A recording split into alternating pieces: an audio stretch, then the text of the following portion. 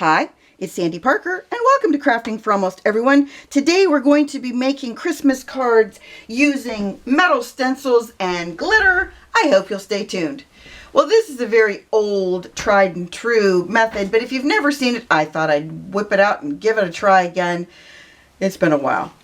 What you're going to be using would be metal stencils, and you're going to use double-sided adhesive, and in my case I'm using carpet tape. It's double-sided carpet tape. It's a lot cheaper than getting the really wide regular tear tape for crafts, so I would recommend that you go to your hardware store and find some of this, and then you're going to layer it onto your card base that you're going to cover. And in my case, I don't want to cover more than my stencil, so I'm going to cut my card so it's just the size of my stencil. It's about 4.5 inches by about a little over 3.5. So I think I said 4.5 by 3.5. We're going to go with that anyway.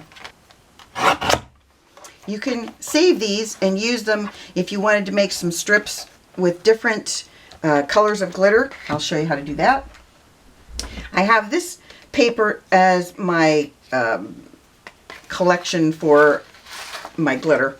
It's got a lot of glitter on it already, but it's glued on, so it won't come off. Then you're going to take a soap. Now, I bought this soap at a craft fair and specifically for this type of project, but I did use a regular Dollar Tree soap in a video and it worked just fine. So note to self. The other thing you could do is if you have some very, very thick plastic stencils, you might want to give those a whirl with this, but I have to tell you, there's a chance that you'll ruin your stencil by tearing it off of the background, so you want to make sure that you're okay with that before you follow through with this process.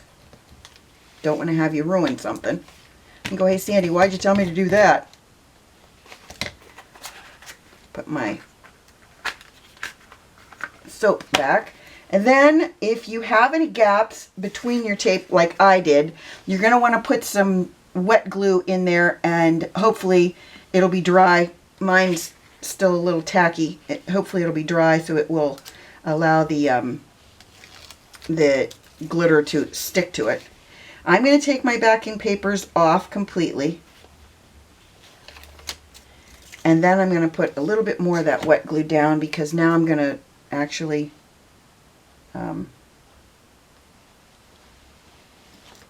work with my glitter. So hopefully that'll work and I can take it off. I can wipe it off after I'm done. I got a little bit of red glitter there. I'm not really worried about that because if I have to, I looks like I put soap on both sides. How lucky. And then I'm just going to lay it on my backing paper. And if I need to trim it down a little bit because it's not straight, that's no problem. I'll do that. Okay, so my stencil's on there. You want to make sure it's really secured. And then I'm going to start from the middle, and I'm going to just put a little bit of glitter in the gold, well, in what should be the gold section, here in the middle. I didn't put enough. There's a fine line between enough and way too much, and I have a little issue with that. Sometimes I put way too much. So I'm trying to really watch that today and not get way more than I need. And trying not to get it in all the spots I don't want it. Clearly, I'm better at getting it in spots I don't want it in than in where I need it. You can use little spoons that you can, that you can move your glitter around with.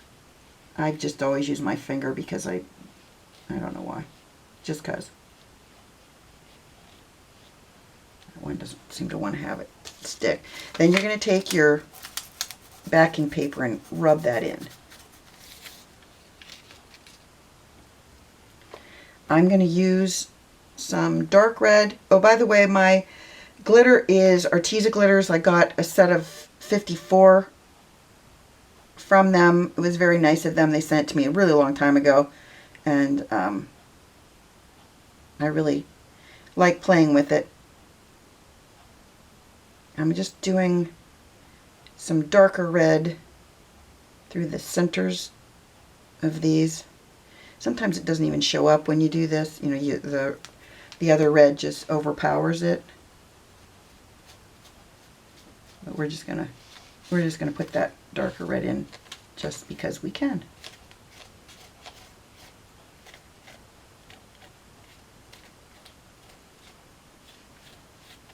Okay, before I go any further, I want to put my green leaves in. And I like a darker green for leaves. The leaves on this are the ones that don't have any kind of, what do we call that? Lines through it is what I'm going to say. I can't think of the word. You want to make sure you go to the very edges of each of these cutouts. Because if you don't, you'll have a gap. And that won't look very good. Turn it. Ooh, do this one. It is kind of a monotonous thing watching this, like watching paint dry. I'm sure you're already bored. I think I don't know what to do with this. I guess I'll put some in this one right here, and then we'll call it Leaf-tastic. It is one Leaf-tastic project. I'm not going to worry if I get a little green in where the red things leaves. We're just going to call everything leaves. I'm not worried about if I get red or green where I think I should have the other color, because let's face it, this isn't something you can do with total accuracy. I'm not a Hallmark, you know what I mean?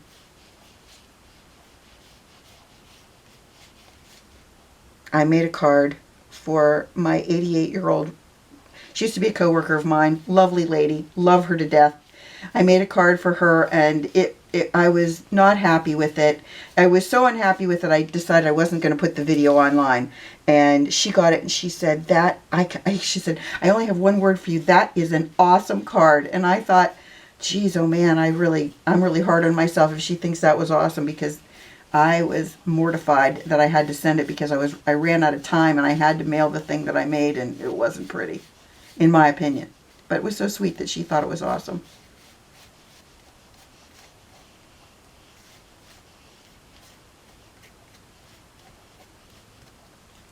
If you mix colors like I did, you know, where I did the two different reds, don't put those back in your bottle because it's not all the same color, unless you don't care. But if you want your colors to be true to the color on your lid, you just want to make sure that you're careful about that. Okay, let's see how we did. Those are the things I'm talking about. Then I'm going to just take a makeup brush and brush off.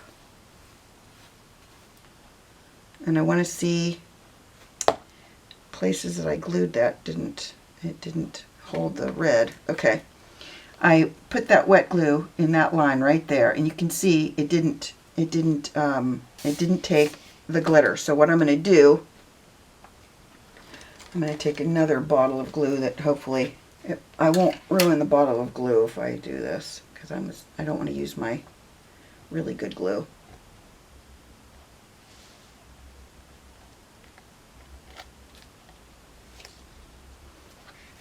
I'm going to have to really clean this stencil because now it's going to have glue on it. Alright, so I'm going to put a little bit more gold there in the center.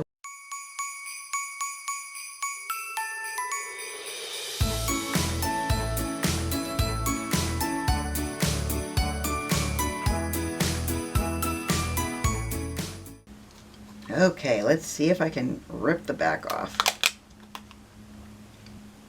Then I think I want to add another color around the outside. Maybe I have some white. Now don't forget that I'm going to be cutting the edges where it's red, and I don't, that I don't want the red. I'm going to cut that off. Put that around the outside and in the spots, like where the veins are of my poinsettia. I think it kind of makes it look like it's got snow on it too, and I think that's pretty fun. Okay, let me wash my hands and my stencil, and I'll be right back. So I decided I was going to back my poinsettia with, I think, this paper that's got snowflakes on it. It came in a craft kit that I got from Craft Perfect. It's Santa's Workshop is the name of the paper pad. It's a 6x6 paper pad, and I'm going to use an A2 size card, which is 5.5 by 4.25. So I've cut my base a little bit shorter because the card, when I made it, I don't know if I made it or if I bought it this way, but it was really crooked. So I decided I would cut my paper crooked so it would work. You know what I'm saying? Just a little wonky paper action.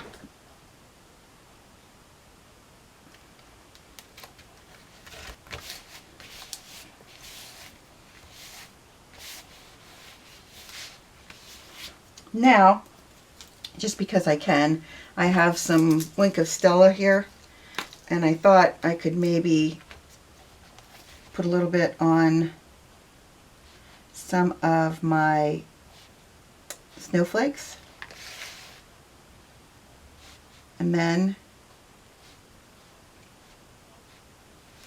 they'd be sparkly when you turn the card a certain way. Keep in mind, I don't need to do all of it because it's going to be covering, I just don't know how far I need to paint them. And then I think I'm going to put that up on foam,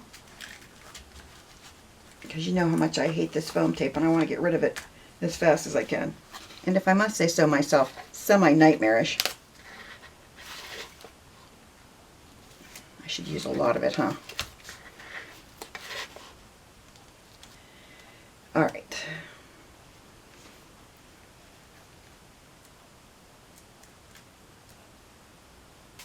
Okay, now I need to get my sentiment, and then we'll be all set.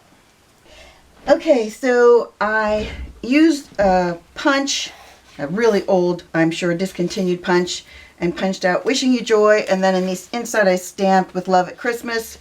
And then I thought what I would do is use some of these.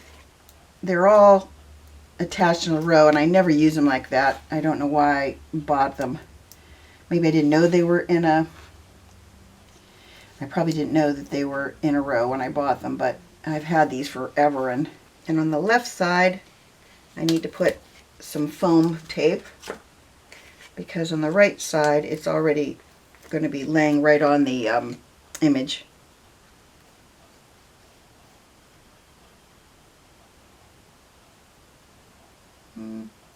Well, luckily my card was cut down, so it'll still fit in the envelope even though the sentiment is kind of drifting off the side. So I hope that this gave you a reminder of a technique that we all used to do, and clearly I wish I could do it better, but you know, I make a mess out of everything. I hope you enjoyed this, at least maybe gave you some laughs, that you give it a thumbs up and subscribe, and please tell your friends about me on social media because you know I love that. Thanks so much for watching. Bye-bye.